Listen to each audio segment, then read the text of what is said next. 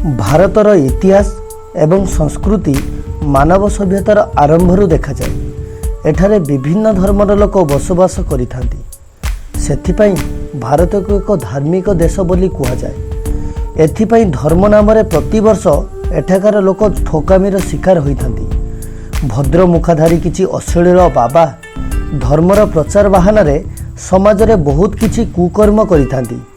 तेबे आसंतु आलोचना करिबा एमिति किछि बाबांक विषय रे जहाकु देखिले आपण भी रागरे उत्त्यक्त होइजिबे।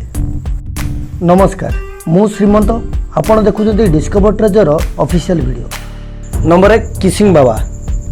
सेंट्रल आसाम रो मरीगांव जिल्ला रे पुलिस जणे बाबा को अरेस्ट करिथिले।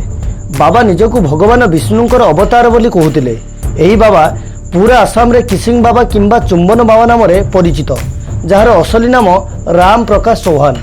बाबांकर कहवानुसार से मानसिक एवं शारीरिक रोगरे पीड़ित थिबा जेकोसी नारी को तांकर चमत्कारी किस द्वारा भल कर देउथवार दाबी करुथिले। से तांकर किस को सुपर नेचुरल पावर बोली कहूतिले। सेथिपई बाबा एते चर्चा रे थिले जे 3 मास मध्य से तांकर ग्राम रे गोटे मंदिर मध्य निर्माण करथिले। नारी मानकु असदाचरण करुथिबारु एवं अंधविश्वास को प्रसार करुथिबा अभियोग रे पुलिस बाबा को अरेस्ट करिथिले।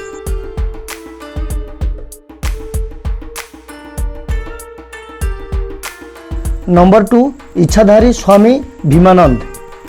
इच्छाधारी बाबा नाम रे चर्चित स्वामी भीमानंद ओरफ राजीव रंजन साप को नहीं बुलिबारे एवं नागिन डांस को नहीं बहुत चर्चा रही आसुले।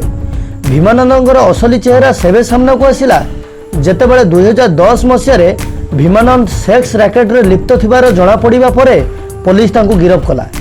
साधु सन्तंकर पोशाक परिधान करी इच्छाधारी बाबा प्रवचन माध्यम सुंदर सुंदर नारी मानक निजर प्रेम जाल रे फसाई सेक्स रैकेट व्यापार चलाउथिले।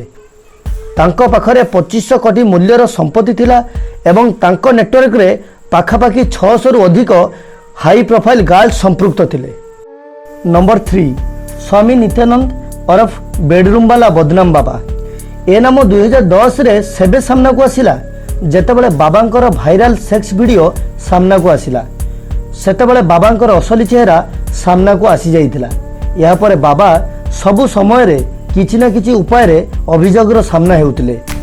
यह भक्तों को ड्रग्स देवार अभियोग हेउ किंबा महिला सहित शारीरिक संपर्क हेउ, एही बाबा कामदेवंक कथा सुनाई निरीह नारी मानकु सेक्स करने को बाध्य करतुले। एही बाबा निजकु संसार जड़े महान पुरुष बोली कहूतिले। से निजकु भगवान शिवंकर अवतार बोली प्रचार करी आसुतुले। प्रथम थर पर 2010 मसीह बाबांकर गोटे सेक्स सीडी पूरा दुनिया सामना को आसिला। या परे बाबा नित्यानंद को बेडरूम वाला बाबा नाम रे बदनाम हेबाकु पड़िला। नंबर 4 गुरमीत राम रहीम। एमिति एक समय थिला जेतेबेले सरकार भी धाड़ी रे ठिया होई बाबांकर दर्शन करुथिले।